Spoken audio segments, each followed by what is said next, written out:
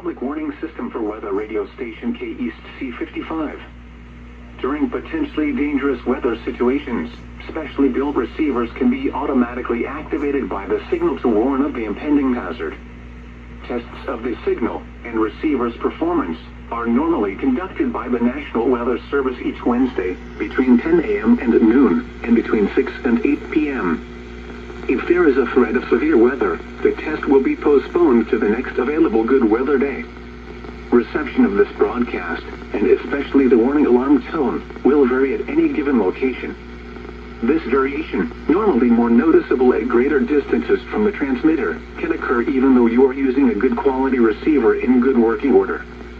The warning alarm tone will be activated for hazardous watches and warnings for the following counties: Bosque, Collin, Dallas, Denton, Ellis, Urath, Hill, Hood, Johnson, Parker, Somerville, Tarrant, and Wise.